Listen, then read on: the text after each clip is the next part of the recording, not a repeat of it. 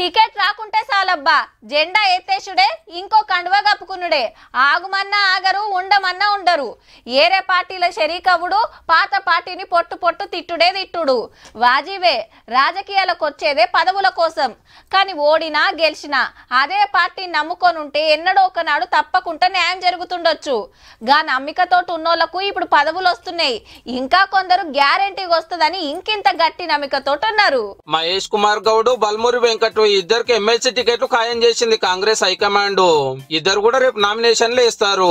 sir ఇప్పుడు PCC working president first కాంచెల్లి పార్టీలు ఉన్నాడు మొన్న అసెంబ్లీ టికెట్ అడిగితే ఎమ్మెల్సీని చేస్తామని పార్టీ పెద్దలు మాటిస్తే ఊకున్నాడు ఇక Balmuri Venkatanna NSUA state president చదువుల కోసము నిరుద్యోగుల కోసము పేపర్ లీక్ల మీద మస్తు కొట్లాడిండు హుజరాబాద్ ఉప ఎన్నికల పోటీ చేసి ఓడిపోయిండు ఇద్దరు కూడా ఎమ్మెల్యే కోటాలో ఎమ్మెల్సీలుగా అవుతున్నారు రేపు నామినేషన్లకు లాస్ట్ 29 నాడు ఓట్లు ఎమ్మెల్యేలు మాత్రమే వేయాల్సి ఉంటది పార్టీల బలగం చూస్తే మాత్రం 2కి 2 సీట్లు కాంగ్రెసే గెలుస్తుంది బీఆర్ఎస్ పార్టీ పోటీ చేసుడు కూడా డౌటే కడమ పార్టీలకు సపోర్ట్ కాగితాల మీద సంతకాలకే సరిపోని ఎమ్మెల్యేలు లేరు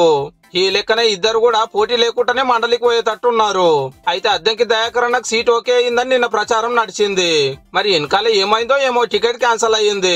మొన్న ఎమ్మెల్యే టికెట్ కూడా రాలేదు ఏరేటోళ్ళకి ఇచ్చిన హైకమాండ్ లైన్ దాటే ముచ్చటే లేదన్న దయాకరణకు ఇప్పుడు ఎమ్మెల్సీ పదవి కూడా వచ్చినట్టే వచ్చిపోయింది ప్రతిసారి అద్దంకి దయాకరణకి నష్టం జరుగుతుందని భావించే మిత్రులు ఎవరైనా సరే మంచి జరగబోతుంది కాబట్టి అందరూ కూడా సంతోషంగా ఉండండి దయాకర్కి అవకాశం ఇవ్వడం అనేది పార్టీకి చాలా చిన్న విషయం